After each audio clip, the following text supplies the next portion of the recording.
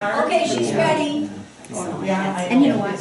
Hey, good afternoon, ladies. If you want to turn your chairs around so you can see, that would be great.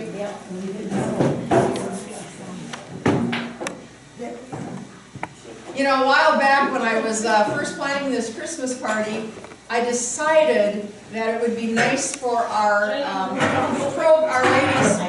ladies program if we did a headliner, like a star. So I did contact Jeff Foxworthy, you know, the comedian, and he was really excited about coming to be our entertainment for this afternoon.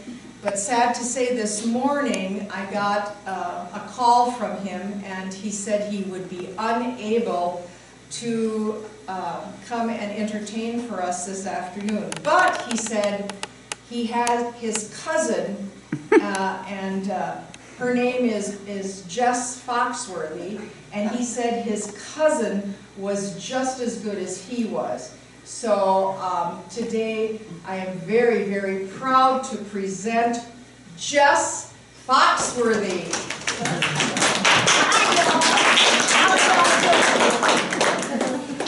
Well, like this lovely Lady Marge said, I am Jess Foxworthy, and I am the cousin of Jeff Foxworthy, the renowned comedian, and I'm so happy to step into his place and come out here and entertain you. Even though I come from Alabama, it's 87 degrees there, and you guys got 12 feet of snow, and it's 40 below wind chill and 50-mile-an-hour winds. I'm sure glad to be here in Minnesota. But with your Minnesota nice, I'm sure warmed up to the gills, that so the weather doesn't matter at all. Jeff couldn't be here because he got asked to be in a hog calling contest, well, actually to judge it.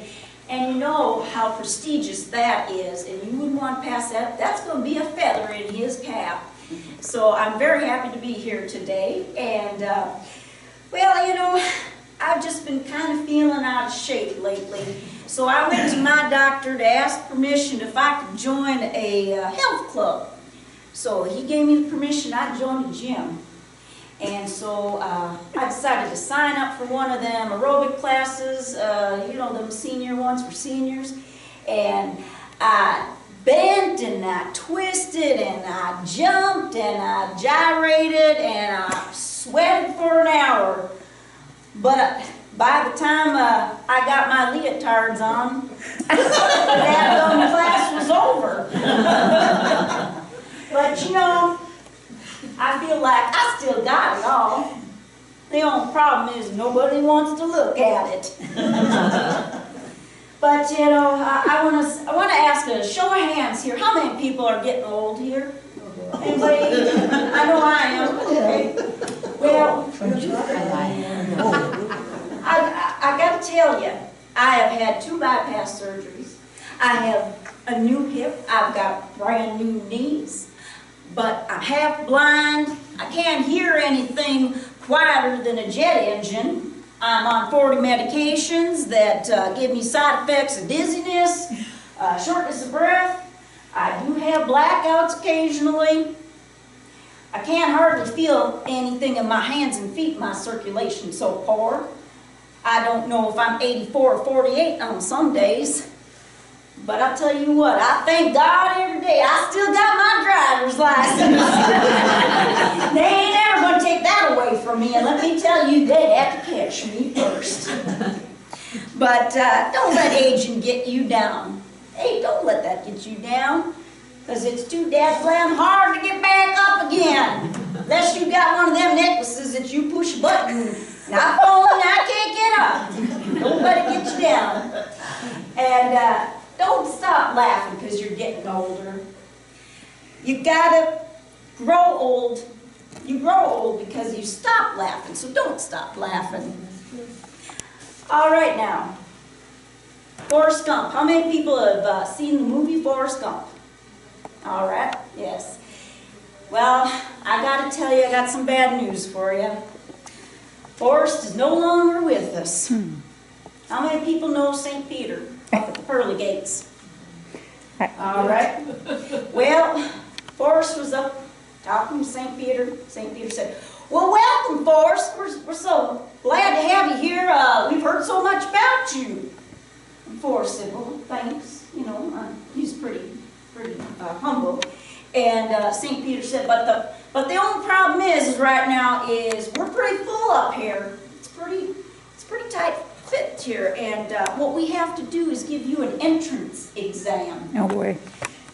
Well, Forrest said, I've taken tests before, and I don't know, it's pretty hard, but my mama always said, you know, Forrest, life is like a final exam. It is hard.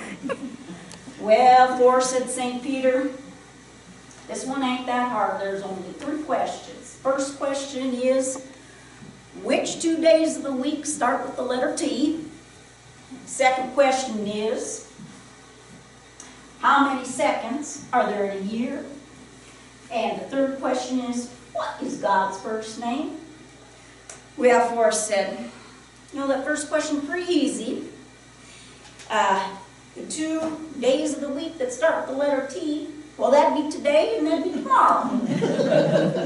St. Peter looks at him and goes, well, boy, that's not the answer I was really looking for, but okay, I'll give you a point for that. Then Forrest says, okay, second question, how many seconds are there in a year? Well, that'd be 12. And St. Peter looks at him and he said, how can you get 12? How do you get 12? Forrest said, well, that's easy. There's January 2nd, February 2nd, March 2nd. St. Peter looks at him and he says, holy, yeah, well, that's another way of looking at it, I suppose, so I guess I'll give you credit for that. Forrest said, okay, now that third question, what is God's first name? Well, his first name is Andy. St. Peter really shook his head and he scratched it. He said, well, where in the world did you get the idea that his first name was Andy? Forrest said, well, I learned that in church. We sing about it every week. And he walks with me, and he talks with me, and he tells me I'm his own. St. Peter just opened up that pearly gate and he said, run, Forrest, run!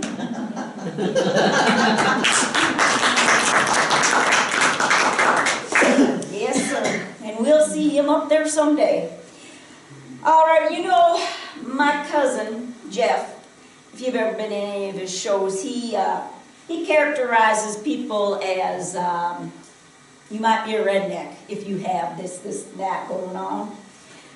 For example, you might be a redneck. If you mow your lawn and you find a vehicle, you might be a redneck. Another example, he would say, okay, if you have someone knocking on your door daily, wondering if you're having a yard sale, you might be a redneck. Well, I don't do that. I kind of focus my attention more on the characteristics of your church might be a redneck church. Oh boy. If people ask when they learn that Jesus fed 5,000 with 2 fish, and you want to know, was they bass or was they catfish, and what kind of bait did they use, your church might be a redneck church. If on opening of deer hunting season, your church recognizes it as an official church holiday, your church might be a redneck church. If a member in your church wants to be buried in his 4-wheel drive pickup truck, because there ain't no hole that's never been able to get out of, your church might be a redneck church. If a congregation of 500 has the last name, it has only one if the congregation of 500, only 7 last names in the church directory, your church might be a redneck church. If your organ hits the high note notes and the dogs lying in the aisles start howling, your church might be a redneck church. If the baptismal fount is a 2-gallon galvanized wash tub, your church might be a redneck church. If the choir robes were donated by and embroidered with the logo Billy Bob's Barbecue, your church might be a redneck church. If your collection plates are hubcaps of a 56 Chevy, your church might be a redneck church.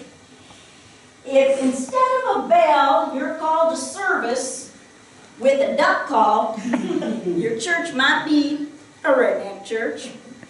If the minister and his wife have matching pickup trucks, your church might be a redneck church. If the communion wine is Boone's Farm tickled pink, your church might be a redneck church, and I know some of you have had that before.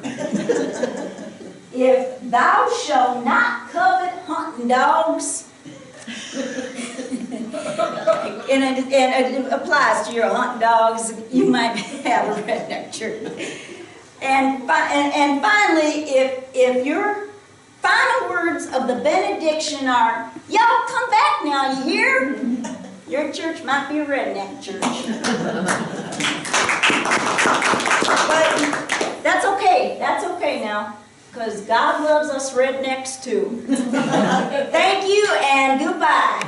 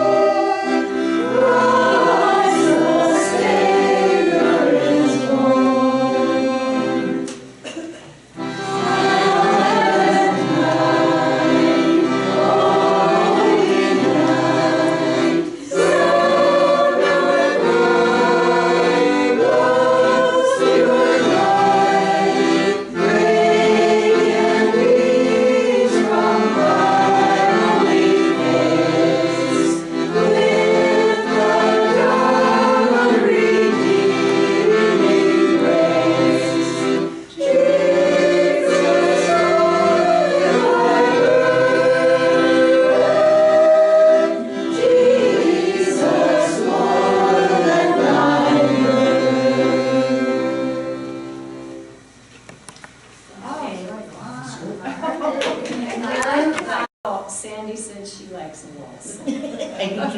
I'll take the spin.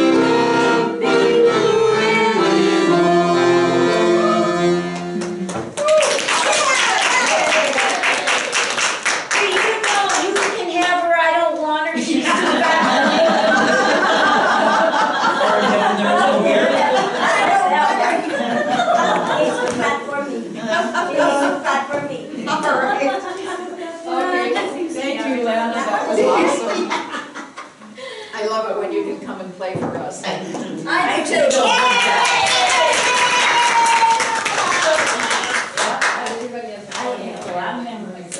Yeah, no, me too. Oh, They're giving ballroom. Our ballroom, our You know, I think today is a good day for going fishing. Yeah, I got my pail. I got my pail. Yeah. I hope I catch something today. Oh. Yeah, that's Sven. He's supposed to come and fish with me today. Holy! Oh, there he is! I finally made it! Oh, good. I'm so glad. I need a partner. Is it cold out here? Yeah, it's kind of cold. My toes are feeling a little tingly. Okay, Goldie, Oh, I yeah. got some fish already. If you can tell me how many fish there are in this bag, I'll give both of them to you. Oh!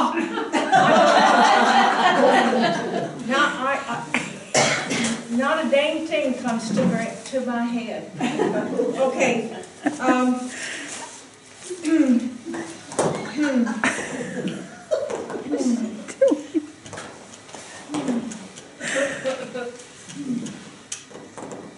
What?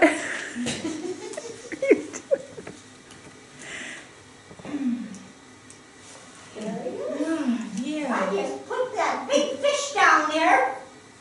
Well, why are you going to throw that fish away? Because I only have this small frying pan. Yeah, I know. I understand. Yeah. Okay. I'm gonna sit down here and do some serious fishing, Ollie.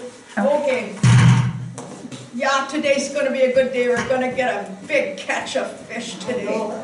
It's a good day out here. Yeah. Oh,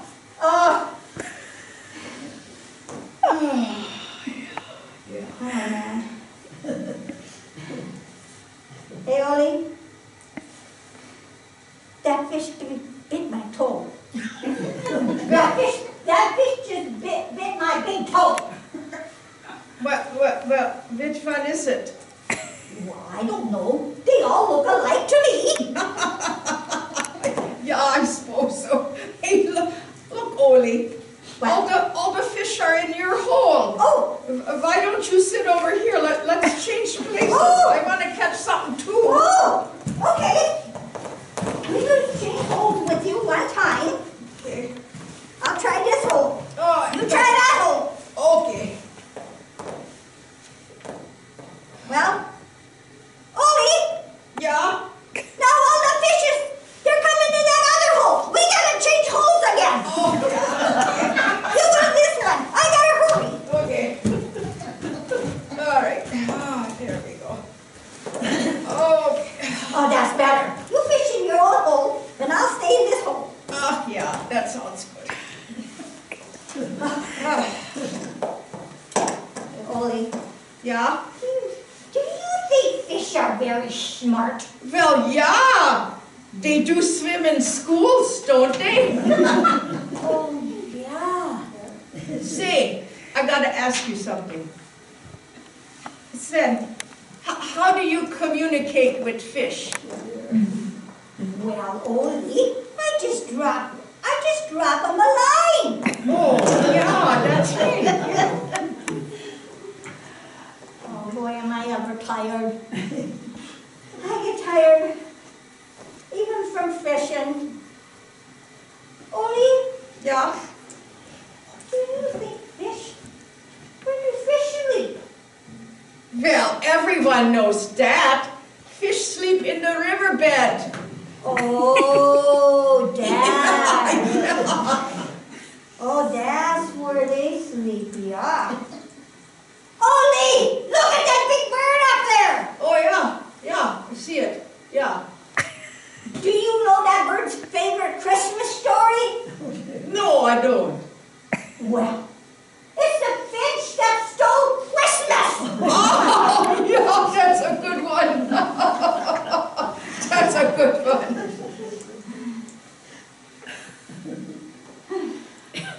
Oldie, Yeah, I was wondering yeah, about Christmas and presents and all that, you know. yeah. What are you going to give Lena for Christmas? You know, I've been thinking about that. And I think I'm going to give Lena a list of everything that I want. Oh, that's a good idea. I think she'll like that one a lot. Yeah. Say, Sven, Yeah, I got to talk to you about something. again? Yeah. Oh, You know, I'm kind of a poet, you know.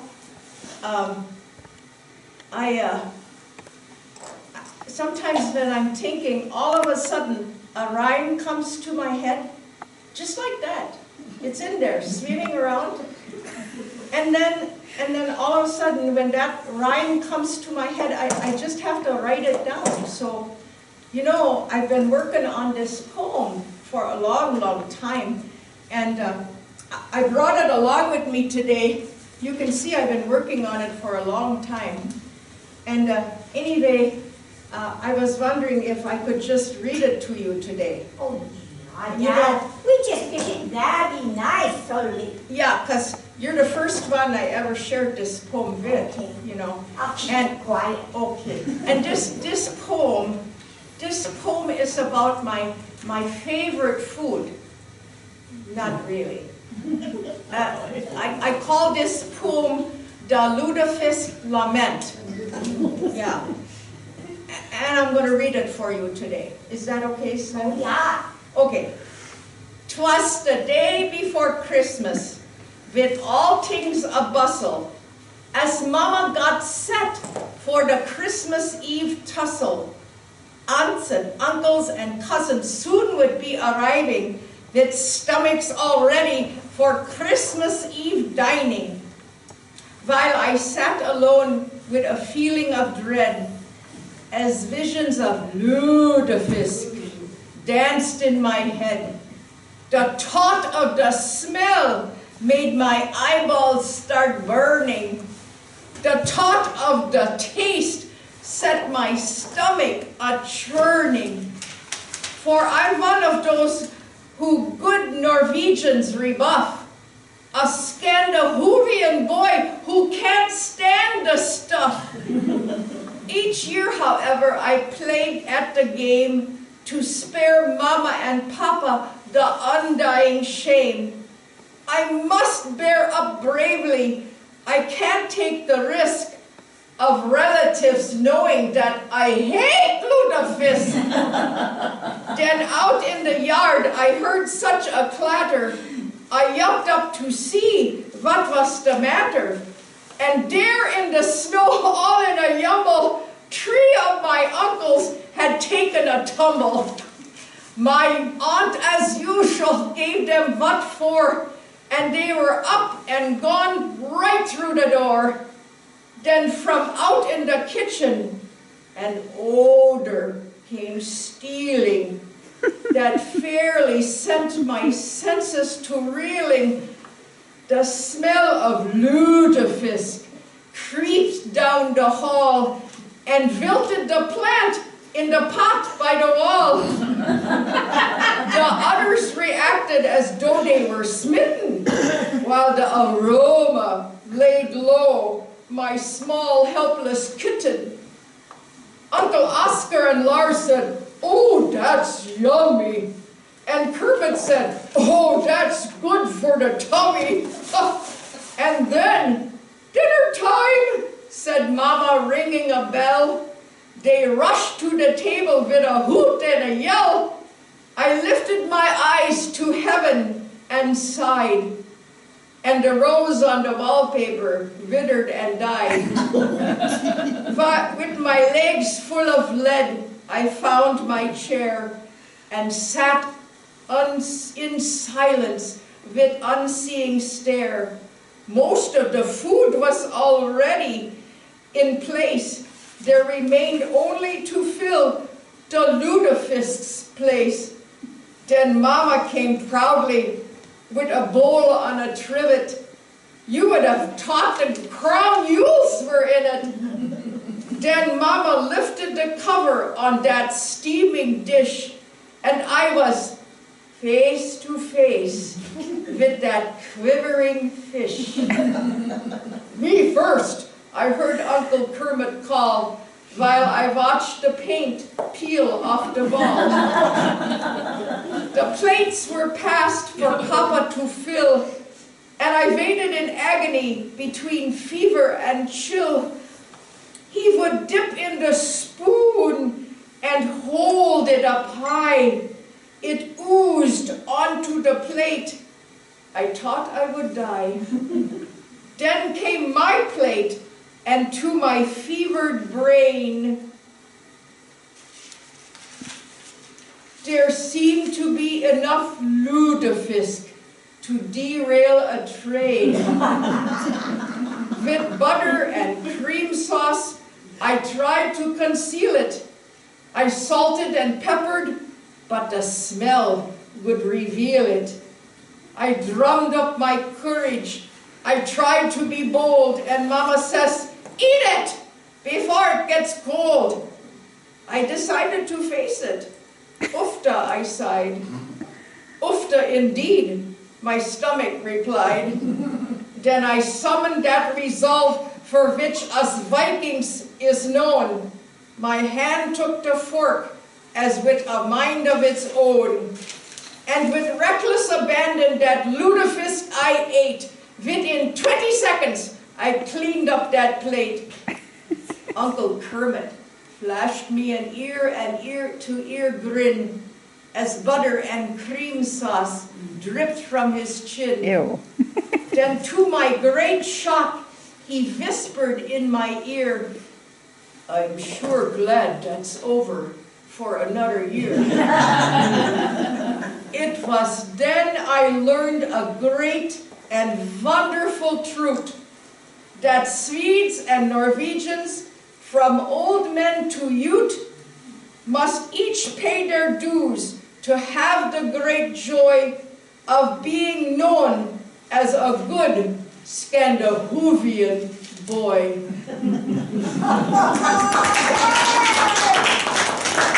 Only that was such a good poem. Do you really like it, Sven? I really like it, Oli, but don't let anyone else read it. We must be good Norwegians. Yeah, Sven, you're so right. I'll keep it secret. I won't ever let anybody else ever read it. I'll take it to my grave, and then I don't care who reads it. Oh, this is a good fishing day, Oli. Oh, yeah. I got some serious things going on in my mind, though. But, Well, Ida's mad at me. oh no, why, Steph? I wouldn't do the dishes. That's a woman's job, you know. Yeah, we Norwegian men, we don't do dishes. And now she won't make me any yams or cookies. Oh, no, dang it, that's That's just a catch me ow. Yeah. Jingle bells, jingle bells, jingle bells. Oh, gee. In this fish I'll catch a, in this hole I'll catch a fish and then I'll run away. Ach, Sven, with all your singing, you're scaring the fish away. You know what? What? I'm done with fishing today. I think we'll just pack up and go home. Okay. Oh, Let's go home, Louie. I'm tired of this fishing. Yeah. We didn't get very many fish this time, but tomorrow it'll be better. There's always another day to go fishing. There you have it, son. It's too big for my frying pan. Okay, thank you. That'll be good. Okay. It was a good day. It was a good day. Yeah. He left the husband, birds and piling, la la la la la la la la. Tis the season to be jolly, la la la la la la la la. John and our gay apparel, la la la la la la la la la.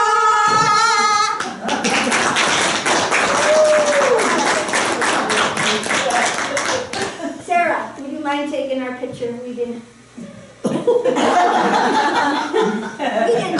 I think I mind. Come on, Lily, we gotta have our picture. Okay. Are we recording or taking a picture? Or what did you want? Like this? I mean, not